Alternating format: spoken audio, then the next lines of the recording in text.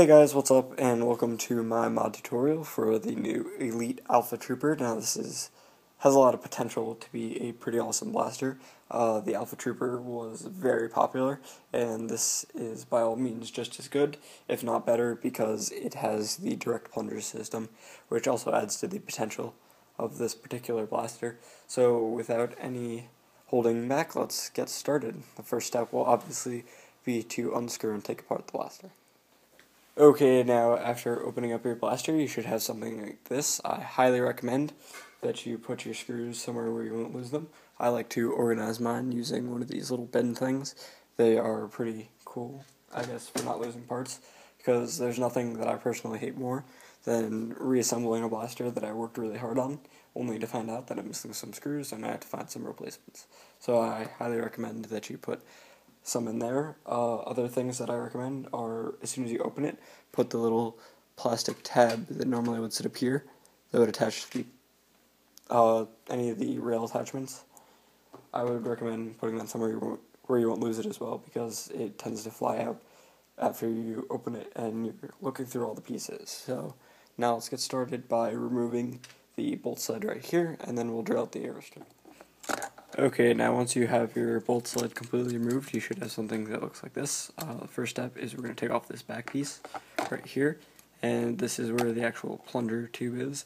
Now, as you can see, the one I got, if you plug it, the seal on this is actually pretty good. So we're not going to even mess with that particular piece.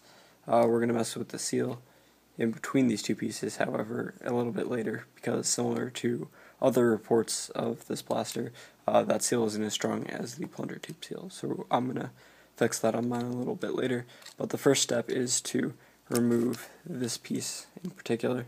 You could do that either by cutting it off, or you could just pop it off like that. But that is the magazine lock as well as the jam door lock, which we don't really need in this particular blaster. So now we're going to remove our O-ring right here and make sure we don't lose that, so put it somewhere safe. Then I'm going to take this over to my drill press and drill out the air restrictor just by taking a drill bit that fits, probably a smaller one first, to make a pilot hole in the middle. Actually, it already has a little bit of an indent there, so I'm just going to take a drill bit that fits through here, and I'm just going to go over to my drill press and drill it right out to get a better airflow through this particular piece. Okay, now I used a 3/8 inch drill bit to clear it out like that. I highly recommend washing this piece out after you drill it, because it leaves a lot of small orange bits of plastic after you drill out the entire thing. Now, you may have to stop during this process several times, because there are different, basically, layers to it, where you'll basically take out different chunks of plastic, and they're all separated in different ways, so you'll have to drill in a little bit, you'll have to stop and then take out those pieces, then you have to drill in a little more, take out those pieces, and so on and so forth. But after all that's through, like I said, I highly recommend washing this piece, because the next step is going to be wrapping a little bit of Teflon tape around here before we reapply our O-ring. Okay, now after you're done, it should look something like this. Okay, now in terms of spring replacements, we are going to be replacing this stock spring, which I can fairly easily compress in my hand, with this spring, which is quite a lot harder to compress. This is an HVZ 8-shot blaster, which is that pistol that I did a review on a while ago that you could buy at Toys R Us, and this is the same spring that I used in my Retaliator mod, and it works very well. As you can see, it's practically the same size and amount of loops, however it's a bit thicker of a gauge wire, and it adds to the toughness quite a bit. So I'm going to be using that spring, hopefully get similar ranges to my modified Rampage, which works very well, so hopefully we'll get the same ranges.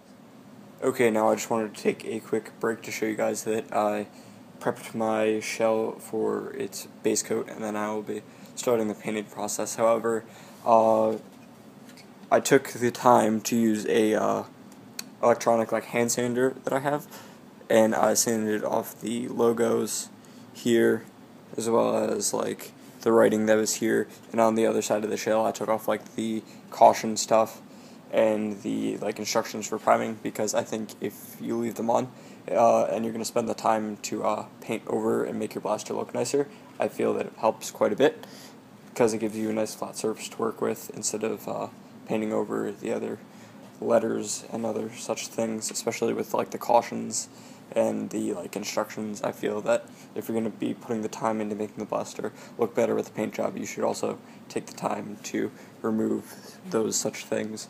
And if you don't have like a hand sander that you could use, you could also do this by using a rougher grit sandpaper at first and then finishing it off with like a smoother grit.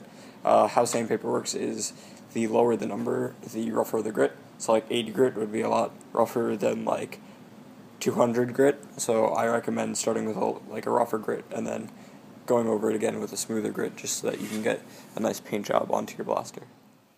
Okay, now as you can see here, after I prepped the main shell of the blaster, I went on to start off with a black vinyl dye base coat, which I then covered over with either black or red spray paint. None of the black you actually see here is vinyl dye. It's either spray paint in the major areas, or it's a detailing paint that I like, which I used black detail as well as some various white details, and then I finished off my paint job with some Krylon matte clear coat, which actually gave it almost like a frosty look, which is kind of hard to pick up on the camera.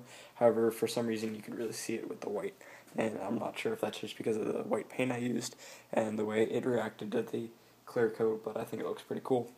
The orange pieces that move I left in their stock orange condition because I didn't want the paint to scratch or chip over time and take away from the look of the blaster, but overall I think the paint job turned out pretty well in my opinion.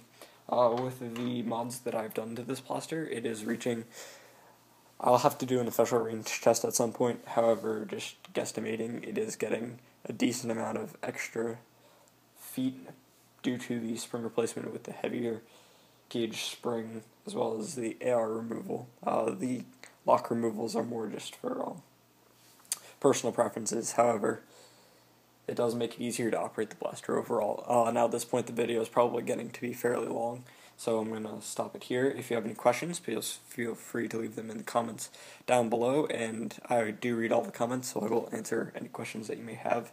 If you think that I missed anything, just please feel free to ask. So that has been my mod tutorial for the Nerf Elite Alpha Trooper, and thank you for watching. I hope you